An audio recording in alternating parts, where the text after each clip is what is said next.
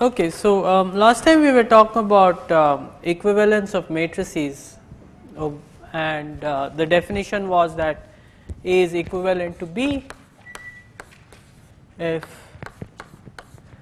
B is x A y, where x and y are invertible matrices.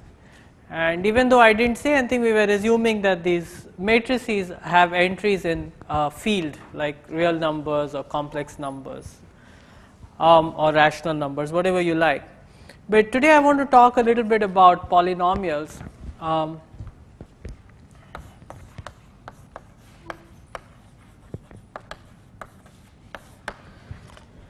We look at polynomials with real or complex or rational coefficients. So something like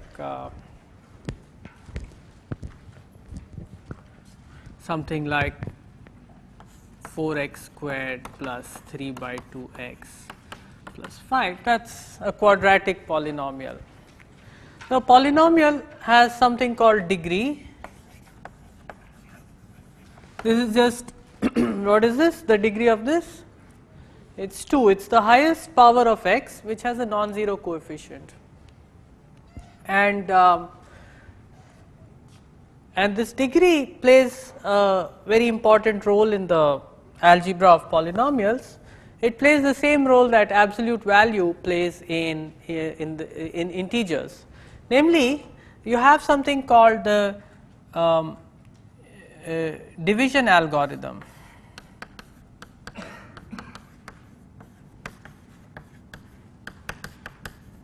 This is something that Euclid talked about in a textbook he wrote more than 2000 years ago. He said that if you have two numbers, then we do this in I don't know, third or fourth standard maybe. If you have two numbers, then you can find a quotient and a remainder. So you can write if you have two numbers, say x and y, then you can write x as qy plus r, where this r is between 0 and y, but strictly less than y. Okay, so this is something we all know, the division algorithm. And here maybe we should say absolute value of y could be negative, it still works. Okay, if y is negative, you could just do it with the positive y and then put minus in front of it, and it has more or less the same effect. Now this algorithm also works for polynomials. Only thing is that this degree has this condition has to be replaced by degree of r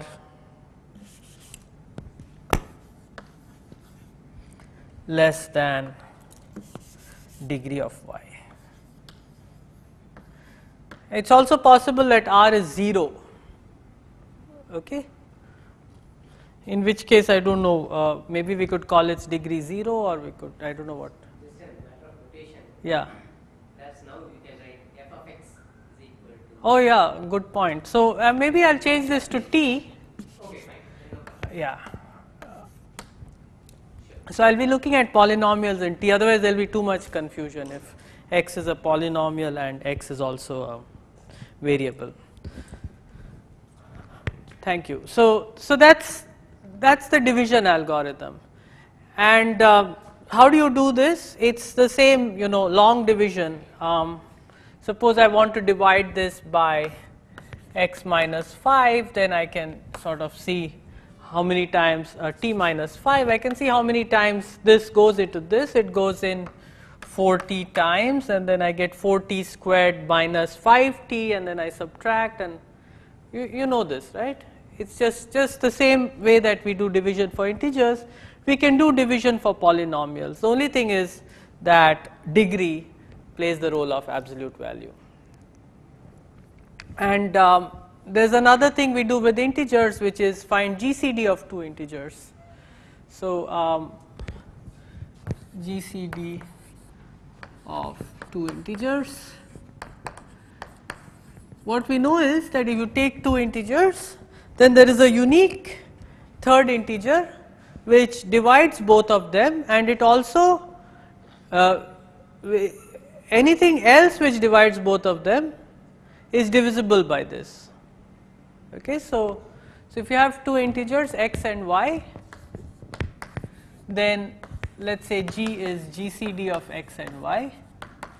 Then what is the definition of this? One way of thinking about this: G divides x, G divides y, and whenever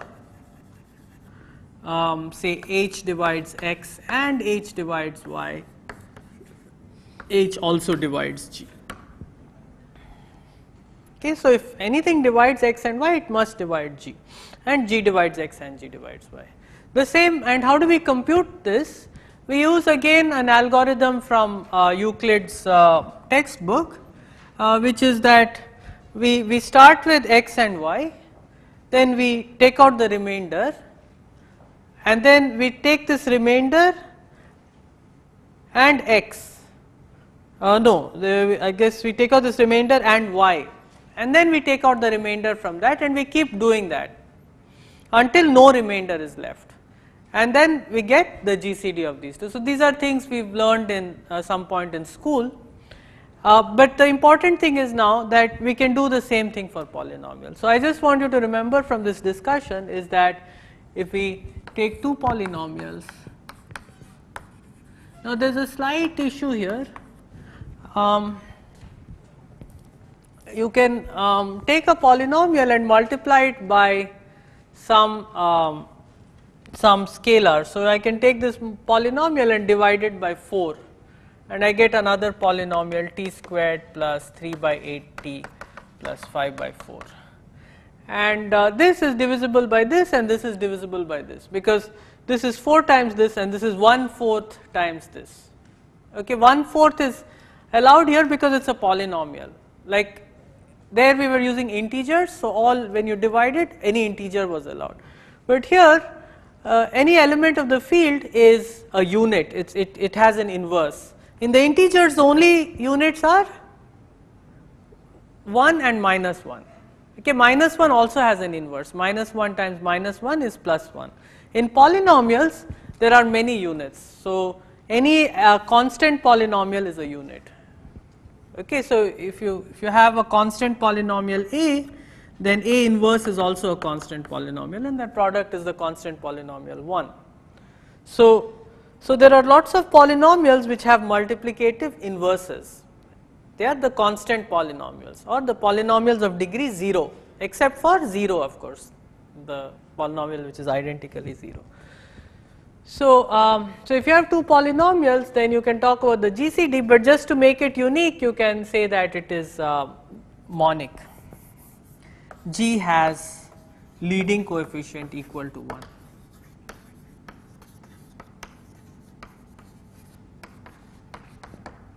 Otherwise, there are too many GCDs. Okay, and the algorithm for computing this is the same as this.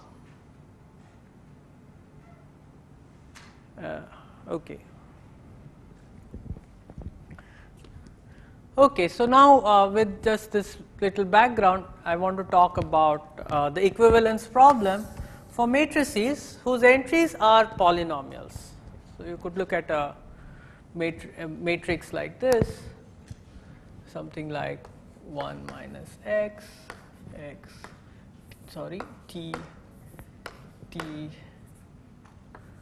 1. Okay, so let's say, yeah, we could look at a matrix like this. This is a matrix, and it's a matrix whose entries are polynomials. Okay, what is the determinant of this matrix? You can use the same formula to calculate it. It's 1 minus t times 1 plus t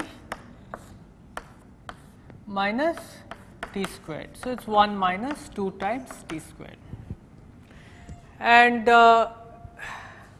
we can try to write down the inverse of this matrix. So again, it's the same method.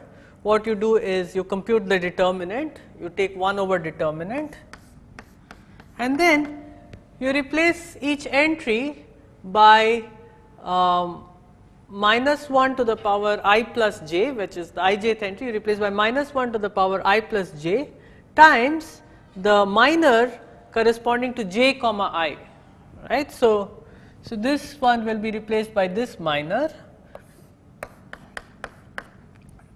this one will be replaced by this minor, this one will be replaced by the negative of this minor, of this minor, and this one will be replaced by the negative of this. So this is, if this is A, then this is A inverse. Now this A inverse is not a matrix with polynomial entries, because if you write it down as a, if you bring this inside, you get 1 plus t over 1 minus 2t minus t over 1 minus 2t minus t over 1 minus 2t and 1 minus t over 1 minus 2t. So this is not at all a matrix of polynomials, it is a matrix of rational functions. Okay. These are not polynomials. So we can't invert every matrix whose determinant is non-zero and get a matrix whose entries are polynomials. We may end up with a matrix whose entries are rational functions, because this determinant comes in the denominator and this is not a field. So, after dividing you are no longer in this thing. But suppose instead of t I had minus t here, then this would become plus t squared and the determinant would become 1 and the inverse would just be this. So if the determinant is, even if the determinant was 2, that would not be a problem. For example, if I had 2 minus 2t, 2t, then the determinant would become 2 times this and it would become 2, and here I would have 1 over 2, but that is fine because this 2 would go in and these would still be polynomials, right. So so long as the determinant is a constant, you can invert the matrix, just using the same old rule of replacing each entry by the minor of the replacing the ijth entry by the minor of the jith entry with the sign minus 1 raised to I by j and dividing by the determinant.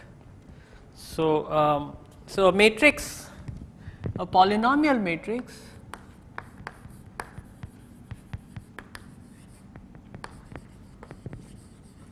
is invertible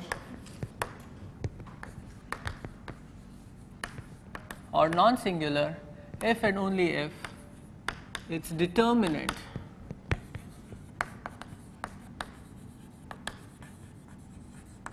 is constant. I mean, you will be a little careful here. When I say invertible, I mean its inverse is also a matrix with polynomial entries. If you don't care about whether the inverse has polynomial entries or rational entries, you don't, it's fine. If the determinant is non-zero, it will still be invertible. But because we want the inverse also to have polynomial entries, the determinant would have to be 1. Okay. Now you will be wondering why I am doing all these things. Let us just come to, let me just say that this will be related to the problem that I introduced at the end of the previous lecture, namely classifying matrices up to similarity, where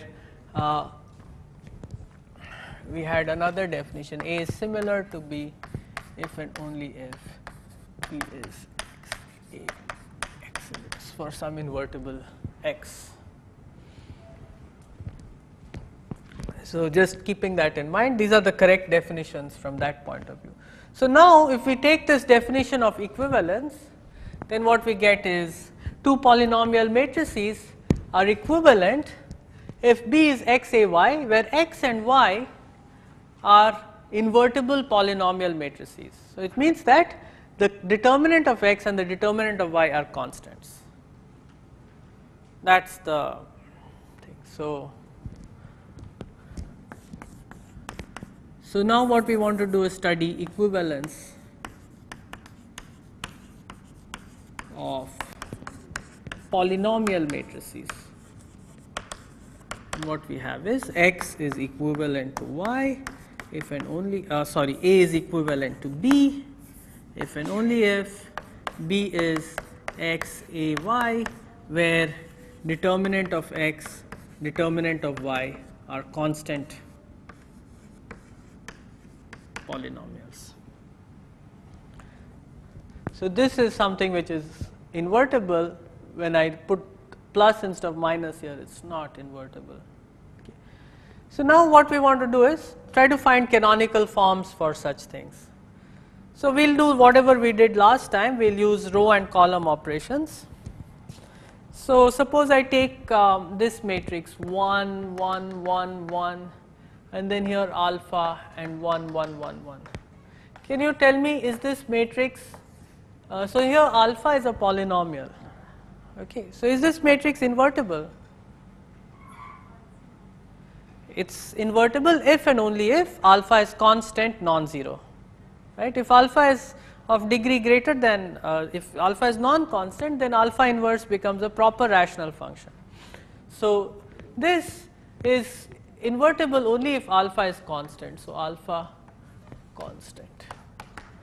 And so that we are still allowed to do this operation Ri goes to alpha Ri, Ci goes to alpha Ci, provided alpha is a constant.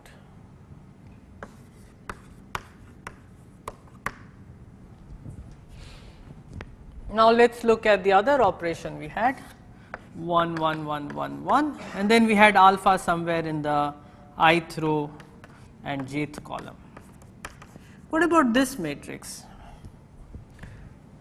When is this invertible?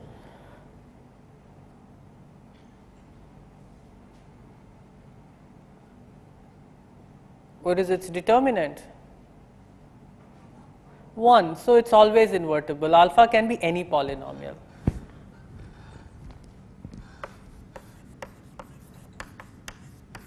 And so we are allowed to do Ri goes to Ri plus alpha Rj, Cj goes to Cj plus alpha Ci for alpha any polynomial.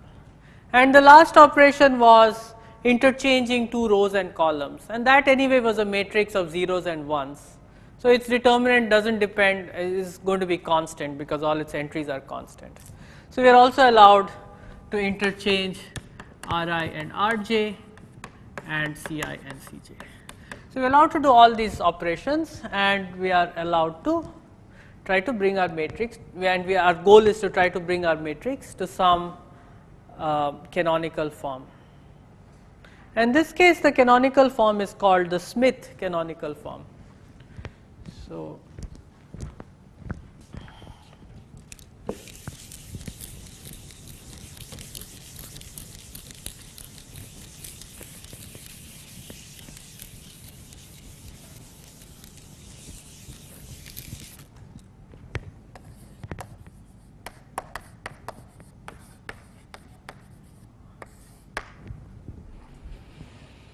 So it's very much like the previous one. Earlier we had 1, 1, 1, 1 and then zeros everywhere else. But here you may not be able to make everything 1. For example, if you just have a 1 by 1 matrix, you can't do anything to it. At most what you can do is you can multiply its only entry and make it a monic polynomial. But if this is like 2t plus 1, you can't really make it 1 because you can't divide by 2t plus 1, you will be, right, that is not an invertible thing. So there's nothing much you can do except make it a monic polynomial. So what you can, so you can't expect to get 1, 1, 1, 1 here, but what you can do is you can get some polynomials here, f1, f2, fr, and then the rest will be 0. And you can do it somewhat cleverly in such a way that f1 divides f2, f2 divides f3, divides fr. So a Smith canonical form is a matrix which is of this shape. And what I am going to show you is that using these row and column operations, any polynomial matrix can be reduced to Smith canonical form. And we'll also see that the Smith canonical form is a unique one. That means no two of these different Smith canonical forms can be the same. I also want to assume that these polynomials are monic because of this.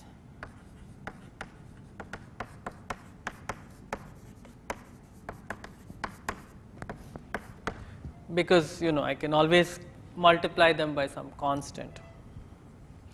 So if I want it to be unique, I need monic. Okay. Let's see how to do this. This is slightly trickier, but the idea is almost exactly the same. So there's an algorithm I'll give you, which you can easily turn into a computer program if you wish. And it's very much like the previous time, where we just focused on the first row and first column, and then try to get it into a nice form. So here's the main step of the algorithm.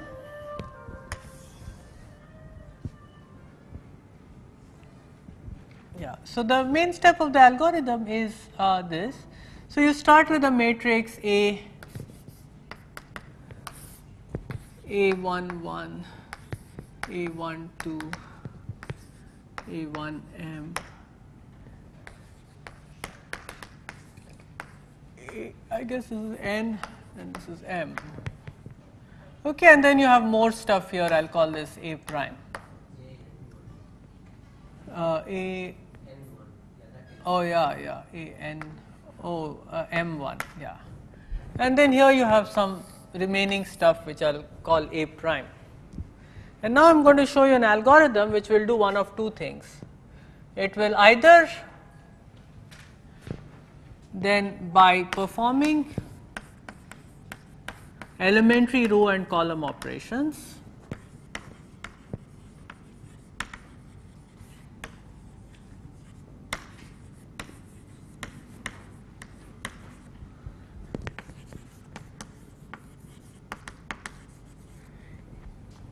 A can be reduced to either, so the good case is B, where B is of the form B11 0 0 0 0 0 0 0 B prime, and B11 divides. Now these, remember, these are all polynomials. Every entry of B prime. This is the good case, because if we can do this, then we can apply the same algorithm to this B prime and hopefully do that and then keep doing it. Okay, so, and then there's the bad case, but we'll see how to manage the bad case later. So the bad case is C11, C12, C1n, C21. There's really nothing much going on, except that the degree of C11 is strictly less than the degree of A11. Now see why this bad case is not so bad. You start with this will have some fixed degree, maybe the degree is 5000, okay. Then each time you perform this algorithm, which I am going to describe, I haven't yet told you, the degree of this term will go down. How many times can it go down? At most 5000 times, right? Once it reaches 0, then it will of course divide every entry of B, because constants, they divide any polynomial. So after finite number of steps, you will be forced to reach here, and so you can proceed. So what I am going to do is describe an algorithm which, by performing elementary row and column operations, can be reduced to one of these two. So here's the algorithm. It's again somewhat similar to the previous thing, but it will use this Euclidean division algorithm. It's just a more careful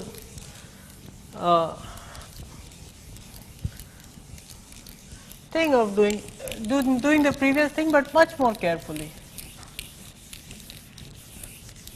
So we'll consider cases.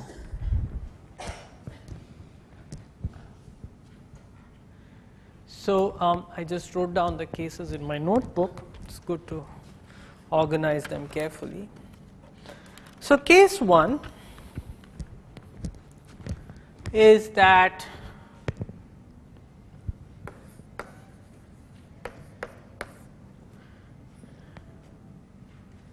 there exists, suppose A1 does not divide one of these elements. Okay, this is a bit like saying that A1 is 0 in the previous algorithm.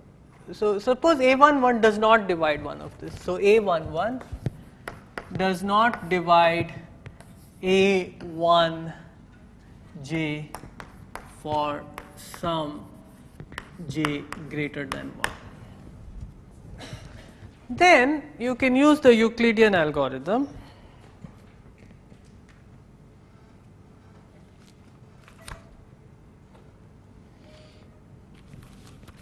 Then A1j can be written as q times A11 plus r, and this degree of r is less than the degree of A11. So what you do is, now you take this column Cj and change it. So here I have got this element A1j, and what I can do is I can take this column Cj and subtract from it q times the first column.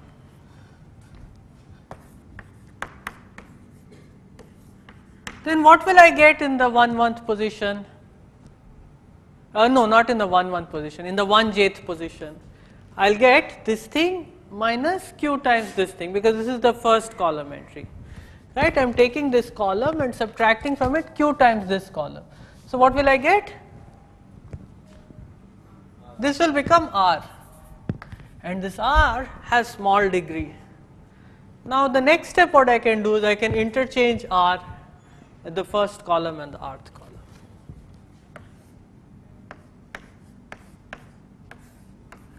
And then I end up with this case.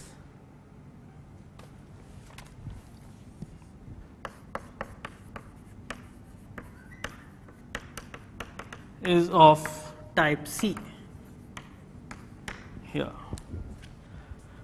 And the same kind of thing you can do in case 2, where A11 does not divide AI1 for some I greater than 1.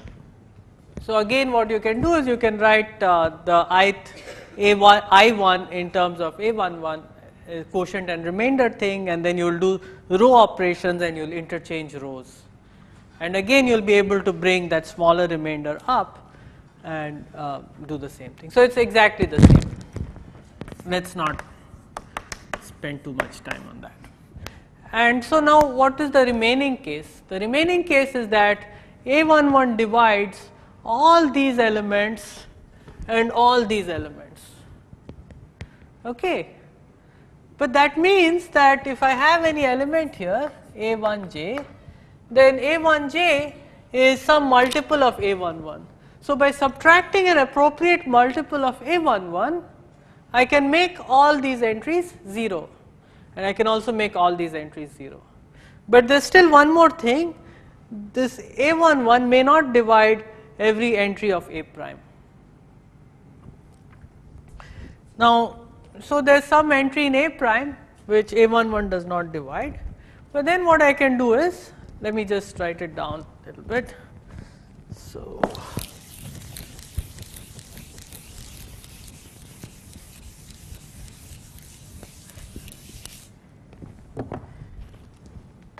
case 3, A11 divides AI1 for all I, and A11 divides A1j for all j. Then you can get this form A11 0 0 0 0 0 0 by doing those row addition things, and here you will still have some matrix A double prime. You would have changed the original thing that you had. Now there are two possibilities. If A11 divides all the entries of A double prime, then we are done. But if it doesn't, then there is some entry here which it does not divide. So, some entry here. Then what you do is you just take the first row and add to it this row. Then you can bring this star up to the first row. And then you are back in case 1. And then you apply the method of case 1 to reduce the degree further. Okay, so it may take a lot of steps. I am not even going to ask you to try to estimate the number of steps, but I think that is a very interesting problem. So if you really are looking for something interesting to do, try to estimate the number of steps it will take. But as pure mathematicians, all we care about at this point is that in a finite number of steps, you will have achieved this kind of matrix. Many times you may have to go through this, but finally you will get this. And then inductively, now you will work only with this B prime, and you will be able to do the same thing. The only thing you have to check is that B11 divides every entry of B prime, then no matter what row and column operations you use, that fact does not change. B11 will continue to divide every entry of the transformed matrices B prime. Okay, and that is because if B11 divides all the entries, even if you add, so if something divides two numbers, if you add those numbers, it will still divide their sum, and it will divide their product and so on. So it will not change, and so what you will get eventually is this Smith canonical form by repeating this step with B prime. Okay, this is a little more complicated than the case when we had just matrices with entries, complex numbers or real numbers. We have polynomial entries, and we use somehow these nice properties of polynomials, Euclidean, this remainder, the division algorithm. We didn't use GCD yet, that will come in the next step when I want to show that this form is unique. So I want to show that this form is unique, namely that if I have two different matrices in Smith form, then they cannot be equivalent. And why is that? So last time what did we do? We used rank. We said that if two matrices are in the canonical form, then if two matrices are equivalent, then they have the same rank. And but then those two different, if we had two different canonical forms, they clearly have different ranks. The rank of the canonical form is just the number of ones that you have in it. So here it's not quite that simple, but it's something very similar. And this is where we'll use GCD. So yeah.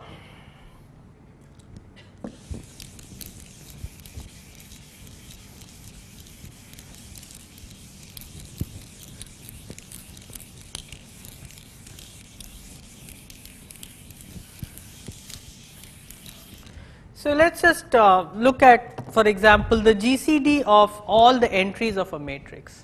So I have a matrix A, and you can take GCD not just of two things, but of any number of polynomials or integers, right? You can define it in the same way. It's a common divisor of, it divides all those numbers, and if anything else divides all those numbers, that divides this GCD. So in the same way, if you have any finite collection of polynomials, they have a GCD. So your matrix A, you can say GCD A is the GCD of entries of A. Okay. Now suppose I look at A times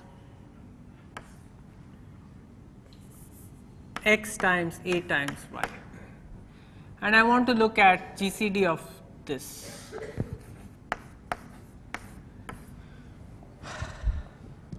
So what can you say about an entry of X times A times Y? Let me write down a formula for a typical entry of this. A typical entry of this is Xik K A K L X L J summation K and L, right? Sorry, Y L J. That's a typical entry of this. Now, the important thing to note is that this entry is, we can write it like this. Okay, so these are polynomials and this is also a polynomial. So, if something divides AKL, it also divides this product and therefore, it also divides this entire sum. So, if something divides AKL, it divides every entry of, if something divides every entry of A, it divides every entry of X, A, Y. Okay, and this implies that GCD of A divides the GCD of X, A, Y.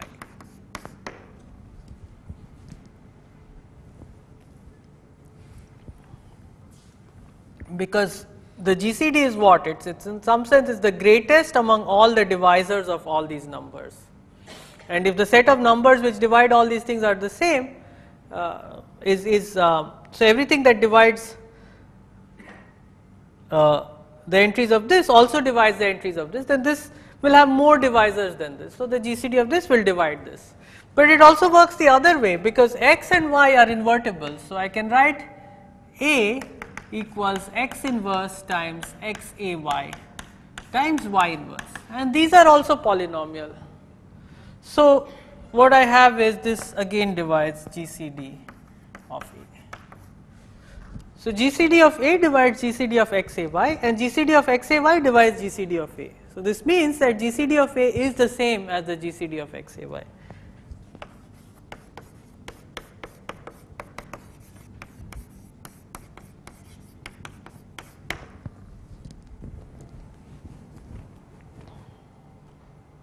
So, the GCD of the entries does not change under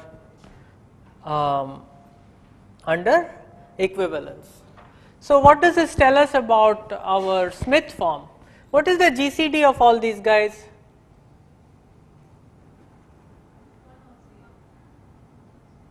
Zero, everything divides 0, right? So, we will disregard the zeros. The GCD of 5 and 0 according to my definition is 5 because anything divides 0. So we can ignore the zeros, they won't contribute. So, basically it is the GCD of F1, F2 up to Fr. So, what is it? It is F1 because F1 divides F2, F3, Fr, and so F1 is the GCD of all these. So, what we see is that if two matrices, two Smith forms are equivalent, then the F1 must be the same for both of them. Okay, so at least the F1 part is unique. Now, what about the F2, F3 and Fr and so on? So, now this becomes a little more, one has to be a little more clever about this. Instead of looking at the GCD of A, let us look at the GCD of 2 by 2 minors of A. So, I will call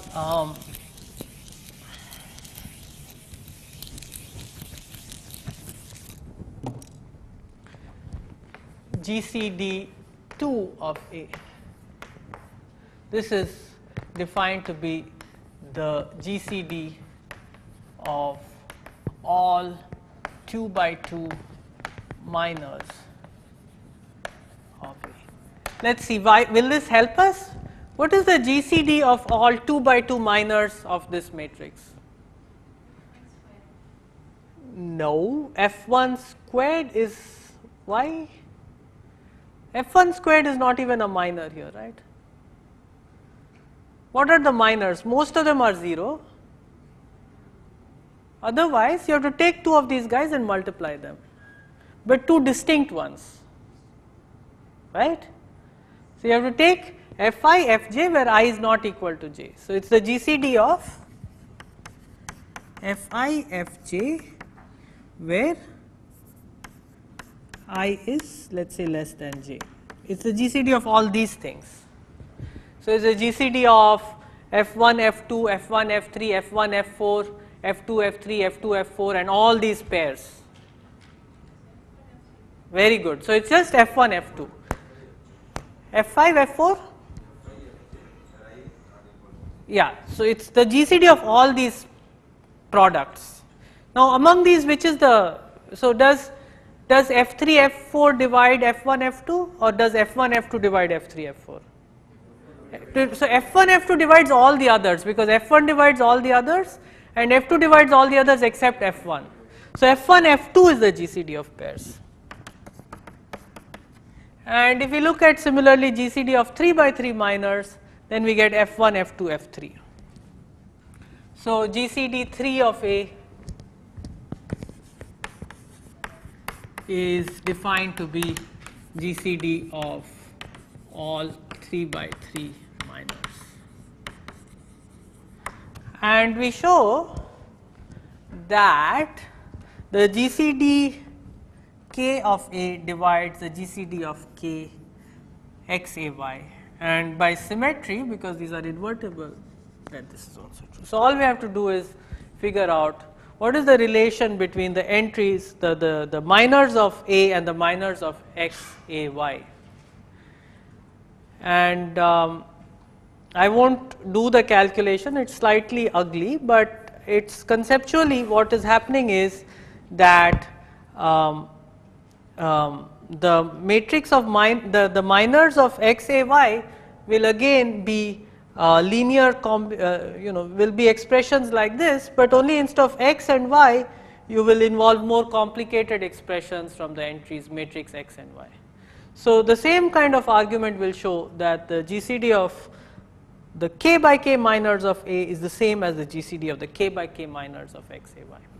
So, what you get is that F1, F2, F3, so GCD 3, let us call this canonical form.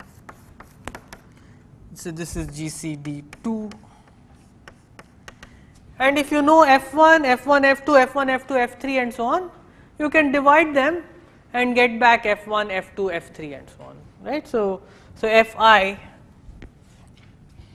can be recovered from this as GCD I of C divided by GCD I minus 1 of C. So, what this shows is that these matrices are actually not equivalent to each other, they are pairwise inequivalent. So, here is a canonical form for polynomial matrices. So, why did we do all this work? This is because the equivalence classes of polynomial matrices will help us solve the similarity problem for ordinary matrices. So, let me remind you what the similarity problem was. So, we said that A is similar to B,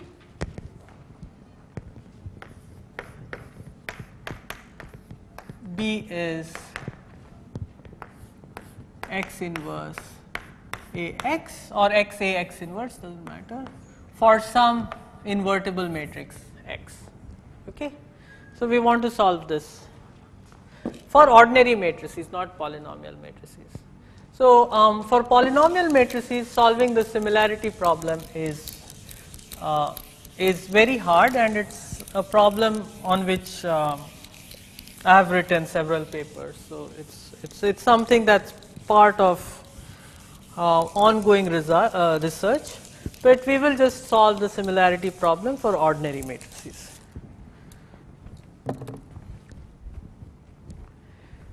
Okay, so here's a very, very beautiful theorem in linear algebra. See, there's this matrix you've no doubt seen, T times identity minus A. This is what we use to calculate the characteristic polynomial. Right? Its determinant is the characteristic polynomial. Now, this is a matrix whose entries are polynomials.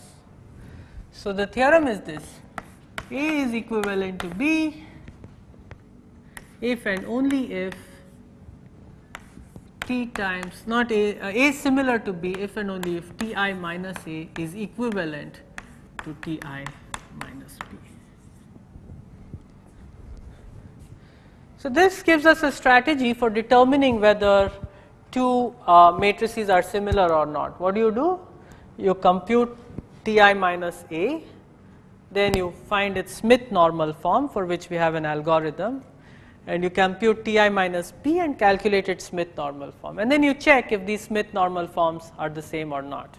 If they are the same, then you say yes, these matrices are similar. If they are different, you say no, they are not similar. Problem solved decisively. So let's try to understand this theorem. One part of this theorem is quite easy. Suppose A is similar to B. Okay, so A is similar to B means that B is equal to X A X inverse. So let me just so I'm proving this part. If A is similar to B, then B is this. Then I can write Ti minus B is X times Ti minus A X inverse, right? And this X is a constant matrix, of course. In this definition, we are talking about constant matrices. This side, we are talking about polynomial matrices.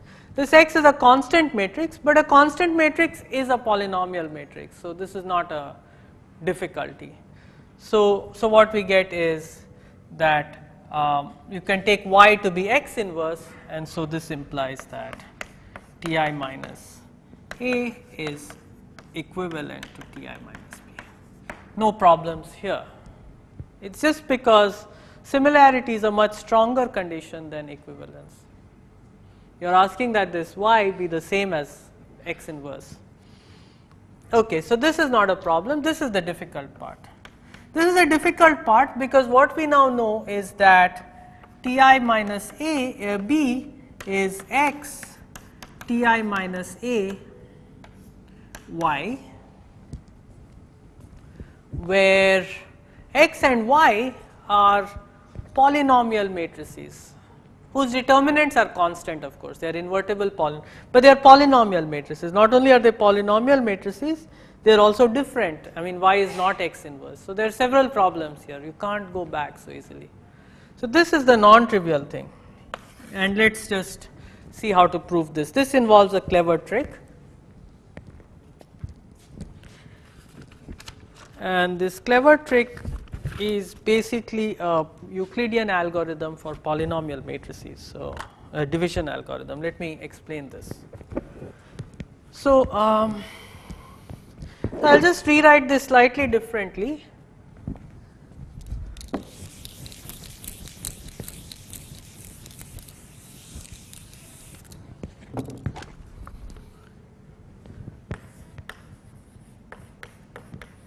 Suppose P times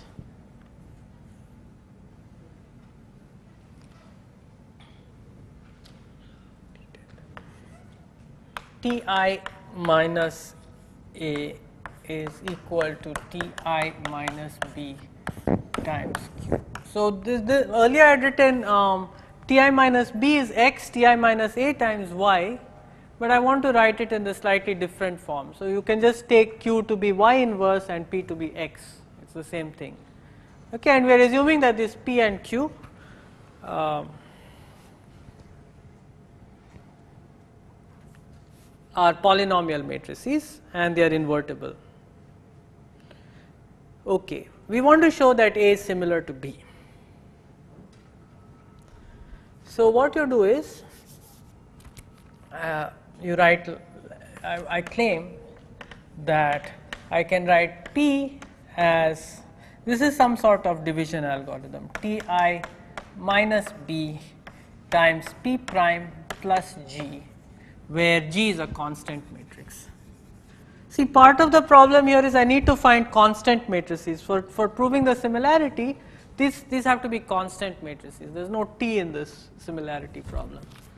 So where G is a constant matrix. Look, if these capital letters were all just not matrices but ordinary numbers, then this would not be a problem. We have a linear polynomial and we have another polynomial, and we are doing the division algorithm. The remainder should have degree less than this, so it should be a constant polynomial. But the only slight difficulty is that now these things are matrices. So can we still do the same thing with matrices? And the answer is yes, yes we can. What you do is okay, so P is a polynomial, so you can write it as P0 plus P1t plus P2t squared. The only difference is that now this P0, P1, they are matrices. Okay, like my matrix I had written down 1 plus x, 1 plus t minus t, t.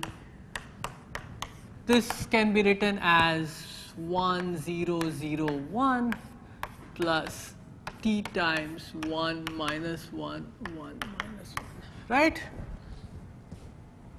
So you can just write any polynomial matrix as a polynomial with matrix coefficients and going up to some p n t power n.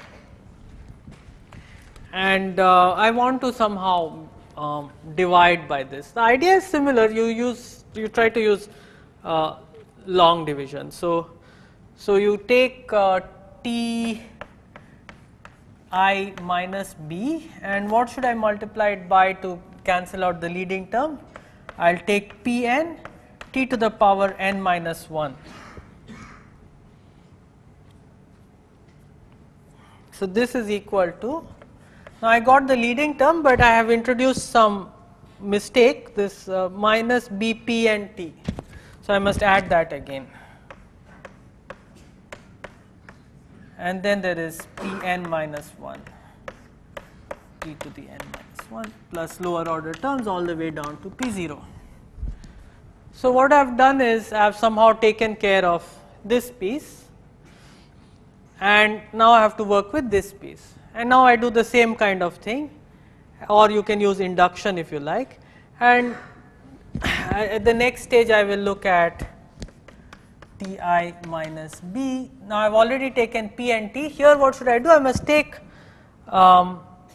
this thing times t to the power n minus 2. So Pn t to the n minus 1 plus bpn plus p to the n minus 1 t to the n minus 2. And now the error that has been introduced will be of degree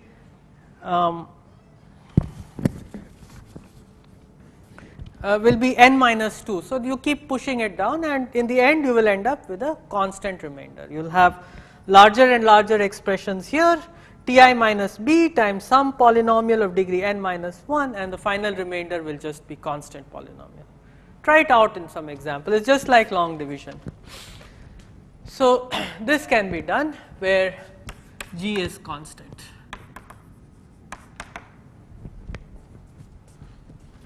Right. So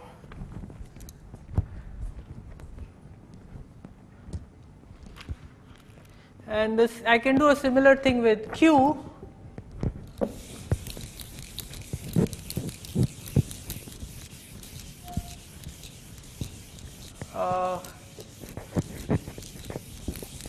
I can write q in the form, it's slightly different. I'll do it on the right, q prime Ti minus a plus h. So here I had written it on the left, and there I had written on the right, because with matrices this makes a difference, left and right. But you'll have to do a similar thing, only thing you'll have to modify this a bit.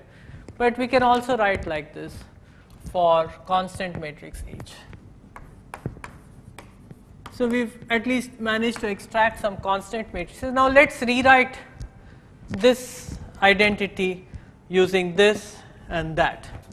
So what we get is P is T minus IB, Ti minus B, P prime plus G times Ti minus A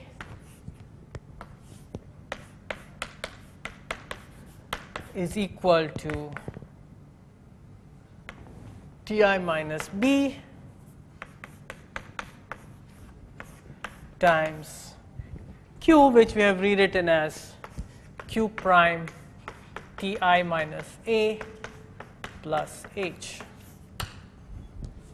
And now if you try to simplify this, you see you've got this ti minus b times something times ti minus a on both sides. So let's bring those to the left hand side. So what you get is ti minus b times p prime minus q prime times ti minus a on the left hand side, and let's bring the remaining stuff to the right hand side, is equal to g times ti minus a, I guess with a minus sign, plus ti minus b times h. Now there's let's look at these two sides. What's the maximum degree of any entry here? Remember, G and H are constant matrices. So this any entry here, A is also a constant matrix, B is also a constant matrix. So when you expand this out and write down the final matrix, every entry here will be degree at most 1. Okay? But let's look at here. Suppose p prime minus q prime has at least one non-zero entry. Then definitely there will be an entry here of degree 2, because you will have a t here and a t here. So here you have entries of degree 2 unless it is fully 0. But here all the entries are 1. So the only possibility is that both sides are actually 0. That means p prime is equal to q prime. So what we get is that this fellow is equal to 0, which we can somewhat more fashionably write as this is equal to this, and forget about all this. So what we get is g times ti minus a is ti minus b times h. So what you get is gt minus a is ht minus b. But two polynomials are equal if and only if the coefficient constant terms are equal, bh, and the coefficients of t are equal. Huh? Ga, yeah, good, I want this. So what we get is g is equal to h. So I can write g is equal to h and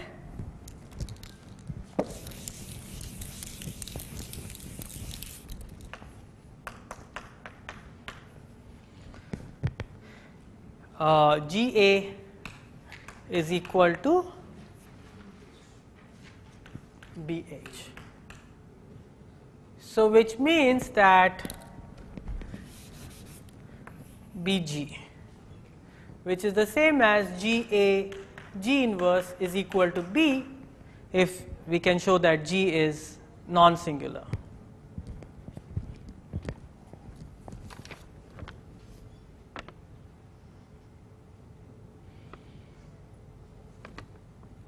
Okay, the non-singularity of G I am going to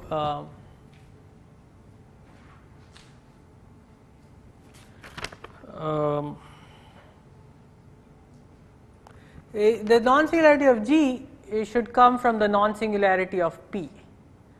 So what we want to show is that the determinant of G is non-zero. So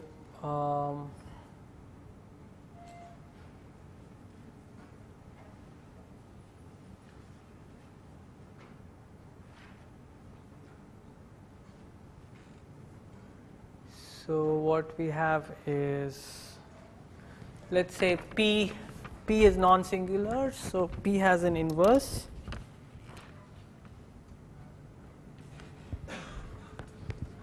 So let's see what the inverse of, okay, so P has an inverse, let's call that inverse S.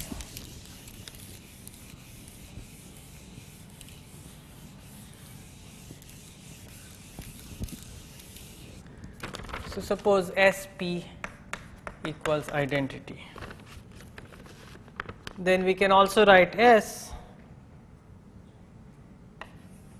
as Ti minus B times S prime plus some other symbol I want, let's say K, and K is a constant matrix just by the same trick. Then if you use this SP equals I, what you get is that this times this is identity, and so what you get is Ti minus B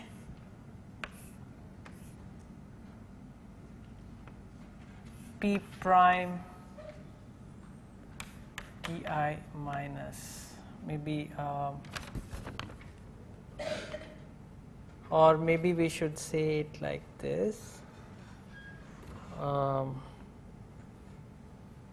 identity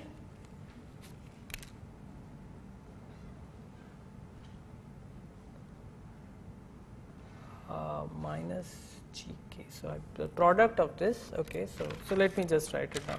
So SP, right? So this times this, I was doing it slightly wrong, so I get Ti minus B S prime Ti minus B P prime. Then there's cross terms plus Ti minus B P prime K plus sorry, not P prime K, right? It's K times P prime plus S prime G plus Gk is equal to identity. And does this P prime times K. huh?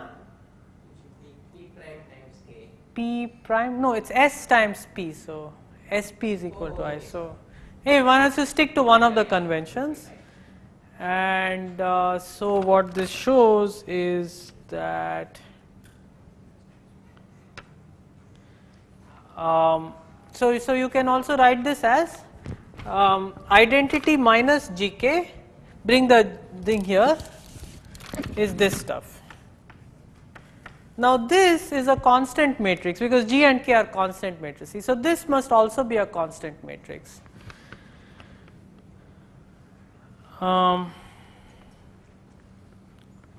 So okay, but now we'll do the same degree trick. The degree of this side is at least 2 and this is constant. So the only way they can be equal is if both sides are 0. So that means that Gk is identity. So G and K are also invertible. In particular, what we are interested in that G is invertible. So this implies this because G is invertible, and so the matrices are similar. So this actually now fully solves our problem last time of solving the. It's not a canonical form in the same sense that we had a canonical form last time. It's a canonical form in a different world. It's in the world of polynomial matrices, but it somehow solves our original problem of similarity. A little more work can be used to show that this canonical form is actually equivalent to what is called the rational canonical form. So, but that will take a little more time than we have, and maybe I'll stop now. But let me give you a reference to a beautiful book I just learned about a few days ago. It's called Matrices.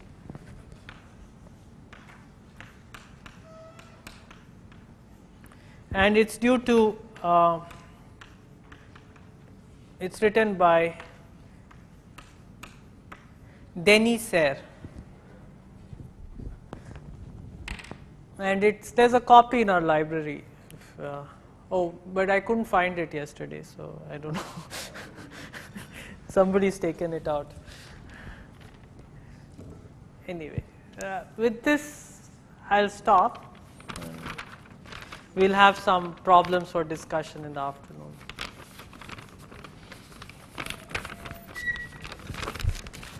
Thanks.